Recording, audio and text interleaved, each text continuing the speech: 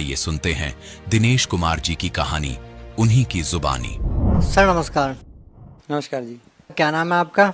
मेरा नाम दिनेश कुमार बाबलाई। दिनेश कुमार जी कहाँ से आए हो? मैं पंजाब से हूँ जी, जिला पटियाला, तहसील नाभा। सर संत रामपाल जी महाराज की शरण में आने से पहले आप क्या भक्ति साधना करते थे? हम साधना करते थे, गुरुद्वारे में जाते थे, मंदिर में जाते थे, और हमारे जो पुराने बुजुर्ग में से डेथ हुई थी, उनकी मड़ी बनी हुई थी, वहाँ माथा टेकते थे। 2 साल पुराने से वहाँ से माथा टेका जा रहा था। वहाँ की चौकी लगती शनिवार को, वहाँ जाते थे हम सबसे ज़्यादा। सर पहले जो भक्ति आप करते थे उनसे आपको क्या लाभ मिला? लाभ तो जी कुछ नहीं मिला, क्योंकि हमारे पिताजी थे वो बहुत मतलब ठीक नहीं थे। वो हमारी माता जी को बहुत पीटते थे, हम भी बहुत गरीबी में थे। तो मैं सोचा करता था कि हमने कोई बुराई नहीं की, कुछ नहीं, पता नहीं क्यों मैं ऐसे पिताजी मिले हैं। तो फिर भी हम मंदिर में जाते थे, गुरुद्वारे जाते थे, माथा टेकते थे, बस बहुत दुखी थे हम। सर फिर आप संत रामपाल जी महाराज की शरण में कैसे आए? हाँ, वो थोड़ा विस्तार से बताऊंगा आपको, क्योंकि ऐसी परेशानी हो गई थी कि वक्त बीतता चला गया, मेरी शादी हो गई। तो उसके बाद स्थिति घर की ख़राब थी, और मेरा एक बेटी हुई, उसकी डेथ हो गई।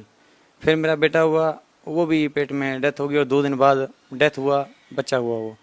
तो उसके बाद तीसरा मेरा बेटा हुआ, वो 7वें महीने में डॉक्टरों ने जवाब दे दिया था कि आपका क्रिटिकल केस है, ये यहाँ ठीक नहीं होगा। तो फिर मैंने पटियाला में हॉस्पिटल है बहुत बड़ा, उसमें बात की। तो वो बोले जी आपका बच्चा बचाएंगे, लेकिन पैसा बहुत लगेगा। तो मैंने घर का फर्नीचर, बर्तन, यहाँ तक के मकान की रजिस्ट्री के कागज़ बैंक में रख के लोन लेके वो भी उस पर लगा दिए, और मेरा बच्चा वो बड़े ऑपरेशन से हो गया। 2 महीने तक मशीन में रखा, और उसके बाद 1 साल तक उसको मैं लेके कभी किसी डॉक्टर के पास फिरता रहा। मुंह में झाग आता था, आंखें ऊपर हो जाती थी, दौरे पड़ते थे, कभी लेटरिन आती थी, खाना नहीं खाता था। डॉक्टरों ने कहा था कि माँ का दूध नहीं इसको पिलाना, इसको हजम नहीं होता। तो उसको डब्बे वाला दूध घोल के पिलाते थे, वो नहीं ठीक हुआ। 1 साल तक बहुत दुख काटा हमने। उसके बाद मैंने सोचा भी 2 बच्चे पहले चले गए, अब ये भी ठीक नहीं है, और घरवाली मेरी रोती रोती बुरा हाल हो गया। तो मैं आत्महत्या करने की तैयारी थी, या बच्चे को लेकर के हमारे यहाँ पटियाला में भागड़ा नहर बहुत बड़ी, उसमें आत्महत्या करूँगा। तो मेरे को पुस्तक मिली भक्ति सदागुरु के संदेश, अब उसका नाम ज्ञान गंगा हो गया। तो वो पुस्तक मेरे को मिली, तो मैंने वो पुस्तक पढ़ी। वो आधी पुस्तक पढ़ी थी, तो मेरे को ज्ञान हो गया, क्योंकि मैं उससे पहले ये टीवी सीरियल आते थे, विष्णु पुराण, शिव पुराण, महाभारत, रामायण, तो ये हमने सब देख रखे थे। तो उसमें हमने देखा कि ये जो देवी देवता की भक्ति है, ये भक्ति सही नहीं, ये लाभ दे ही नहीं सकते। तो मैंने उसके बाद, तो उसमें लिखा हुआ था कि जो भक्तों को नाम ले रखा जिन्होंने रामपाल महाराज जी से, उनको जो दुख थे उनके दुख दूर हुए हैं। तो सबसे बड़ा मेरे को दुख था मेरा बच्चा ठीक हो। तो मैं वो पुस्तक पढ़ करके वहाँ गया रामपाल महाराज जी के पास। तो वहाँ मिला उनसे, वो कहते जी आपने शराब नहीं पीनी, तम्बाकू नहीं खाना, सिगरेट नहीं पीनी, और मीट नहीं खाना। हमने कहा हम तो पहले गुरुद्वारे में जाते थे, हमको मालूम है ये चीज़ गलत है, हम तो पहले से नहीं करते। सर संत रामपाल जी महाराज से नाम दीक्षा लेने के बाद आपको क्या लाभ मिला? संत रामपाल जी महाराज जी से नाम लेने के बाद मैंने भक्ति जब वो उन्होंने दी, मैंने वो भक्ति करनी शुरू की। तो मेरा बेटा धीरे धीरे ठीक होने लग गया, और 4 महीने के अंदर वो एकदम ठीक हो गया। उसके दौरे बंद हो गए, और वो दूध पीने लग गया, और एकदम स्वस्थ हो गया वो। और उसके बाद जब ये लाभ देखा, तो मेरी भक्तमती बोली कि मैंने सबसे बड़ा से नाम लिया, अब मैं आपके साथ चल के देखती हूँ। तो उन्होंने ज्ञान सुना, तो उन्होंने नाम ले लिया। मेरी माता जी थी, तो उनकी कमर में दर्द रहता था बहुत, तो उन्होंने नाम लिया, उनका कमर दर्द भी ठीक हो गया जी। सर जैसा कि अभी आपने बताया कि आप संत रामपाल जी महाराज जी की शरण में गए और आपके बच्चे की बीमारी ठीक हो गई, आपके माता जी की बीमारी ठीक हो गई। सर अक्सर हम देखते हैं कि अगर हम अन्य संतों के श्रद्धालुओं से बात करते हैं तो वो भी यही बातें करते हैं कि हमारा कष्ट दुख दूर हो गया। तो क्या सर संतों से नाम लेने के लिए केवल यही एक माध्यम है कि इनको गुरु बनाया जाए, इन्होंने हमारा कष्ट दूर कर दिया, या फिर आपने संत रामपाल जी महाराज के अंदर और भी ऐसी बातें देखी जिनसे प्रभावित होकर आपने संत रामपाल जी महाराज से नाम दीक्षा ली? मैंने नाम लेने से पहले पुस्तक ज्ञान गंगा वो मैंने पढ़ी थी। उसमें लिखा था कि नाम उपदेश किस लिए लेना चाहिए, वो जन्म मरण का रोग कटने के लिए ज़रूरी है। हम इस जन्म में थोड़ी बहुत जो आज सुखी भी हैं, वो मरने के बाद फिर 84 लाख जून में जाएंगे, फिर मानव जीवन मिलेगा। ये चक्कर 84 का चलता ही रहता है यहाँ पे। तो मेन उद्देश्य जो मानव जीवन का है, वो जन्म मरण से मुक्ति करने का है कि हम उसके बाद किस लोक में जाएंगे, कहाँ रहेंगे, स्थायी स्थान कहाँ मिलेगा।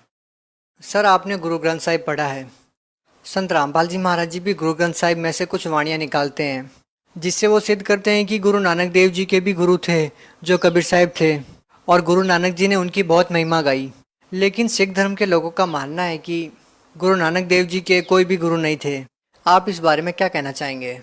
देखिए, जो गुरु नानक देव जी गुरु थे, ये इस पे सारा बहुत ज़्यादा पर्दा पड़ा हुआ था और हम खुद गुरुद्वारे में जाते हैं, हमको ज्ञान नहीं।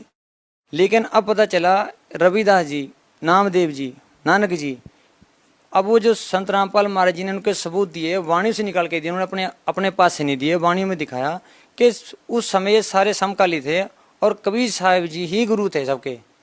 ये कबीर साहब जी गुरु थे, उनके ऐसे सबूत हमारे गुरु जी ने पेश किए और वो अपने पास ही नहीं किया, वो वाणी में साहब किया, वो सिद्ध कर रहे हैं। आप वो सत्संग में देखोगे तो आपको पता चलेगा कि हम अभी तक पर्दा पड़ा हुआ था, अब ज्ञान अब मिलेगा रामपाल महाराज जी सत्संग से। क्या गुरु ग्रंथ साहिब में इस चीज़ का प्रमाण है? हाँ जी, गुरु ग्रंथ साहब में बहुत जगह प्रमाण है जी। और उससे अलावा सारी वाणी गुरु ग्रंथ साहब में नहीं है, और भी वाणी गुरु नानक बाबा जी की बाहर और बहुत है। जो प्राण संगली पुस्तक है और साकी 35 अखरी और है और कई और तरह की हैं, वो तो हमें पता ही नहीं था। हम तो ज़्यादा गुरुद्वारा में जाते माथा टेक के वापस आ जाते थे, क्योंकि समय कभी इतने कभी कोई इससे पूछते तो ज्ञान को बता नहीं सकता। तो संत रामपाल महाराज जी हैं जो इसके बारे में पूरा ज्ञान वही देते हैं और सबूत देते हैं, सान पेश करते हैं। बाकी यही बात सच्चाई है। सर, संत रामपाल जी महाराज जी नाम दीक्षा देने से पहले कुछ नियम बताते हैं जिनका जिक्र अभी आपने किया। सर, वो नियम कौन से हैं? देखिए जी, नियम जो हैं वो हमारे पक्ष में हैं। शराब नहीं पीनी और मांस नहीं खाना और तम्बाकू नहीं खाना, ये जो है ये समाज के हक में है। और कोई भी सरकार है इसको कैसे रोकेगी? नहीं रोक सकती, ये ज्ञान से रोकेगा और वो ज्ञान संत रामपाल महाराज जी के पास है, वही इन बुराइयों को रोकेंगे। सर, संत रामपाल जी महाराज जी ऐसी कौन सी बातें बताते हैं कि उनसे नाम दीक्षा लेने वाले सभी श्रद्धालु नशा छोड़ देते हैं? देखिए, जो नशा है ये हमें पापी बनाता है। तो जब हमें ज्ञान होगा कि हमें जो 84 लाख जून के बाद ये मानव शरीर मिला है, अगर इस शरीर में हमने भक्ति सही कर ली तो हमारा 84 लाख जन्म कट के जन्म मरण रोग से मुक्त हो जाएंगे। और अगर हमने गलतियां करते रहे तो ये अगले जन्मों में भुगतनी पड़ती हैं। और ऐसा सिर्फ ये नहीं कि संत रामपाल महाराज जी बताते हैं, गुरु ग्रंथ साहब में और भी कितने ग्रंथ है, सब में बताया था कि ये जो नशा है ये खराब है और ये आगे जाकर के पाप ही दुख ही देता है। सर, आप भगत समाज को क्या संदेश देना चाहते हैं? भगत समाज को तो यही संदेश देना चाहूँगा, ये देखो, किसी को बताते हैं, किसी को पूछते हैं कि भाई आप भक्ति कर रहे हो, हमारी तो सुनते नहीं, हमको कहते हैं भाई तुम तो पागल हो गए। हम ठीक है भी, अगर हम सच्चाई को पागल कहते तो यही सही। लेकिन हम पहले गुरुद्वारे जाते थे तो परमात्मा कैसा है, हमारा एक ही सवाल है, परमात्मा कैसा है? किसी ने देखा है? जिन्होंने देखा वो बताया, नानक जी ने देखा, बोले कबीर धारण रूप रहा करता। गरीबदास जी ने, नाम जी ने। अब इनकी वाणी को देखोगे तो पता चलेगा। तो परमात्मा कौन है? परमात्मा कबीर साहब है। रामपाल महाराज जी कहते हैं परमात्मा कबीर साहब है, और उसके एक नहीं 100 सबूत दे रखे हैं कि परमात्मा कबीर साहब है। और मरने के बाद क्या है, वहाँ हम जाएंगे, परमात्मा कबीर साहब साथ रहेंगे और हमारा मानव शरीर होगा, 16 सूर्यों जितनी रोशनी होगी। अब अगर कोई और भक्त समाज कुछ भक्ति कर रहा है तो क्या सोचे कर रहा है, कोई टारगेट क्या उसकी भक्ति का? तो मैं तो यही भाई बेनती करूंगा सब भक्तों से कि आप संत रामपाल महाराज जी से नाम दीक्षा लो और अपना जीवन कल्याण करो। सर, जो लोग संत रामपाल जी महाराज से नाम दीक्षा लेना चाहते हैं वो उनसे नाम दीक्षा कैसे प्राप्त कर सकते हैं? सत्संग आता जी चैनल पर रामपाल महाराज जी का, या पुस्तक है ज्ञान अंगा, आप उन पे नंबर लिखे होते हैं जी, आप उन नंबरों पे फ़ोन करके आप पुस्तक मंगा सकते हो और उनसे कंटैक्ट करके आप नाम दीक्षा भी ले सकते हो। हर जिले में नाम दीक्षा स्थल है जी रामपाल महाराज जी का, आप नाम दीक्षा वहाँ से ले सकते हो। बहुत बहुत धन्यवाद सर। Thank you ji.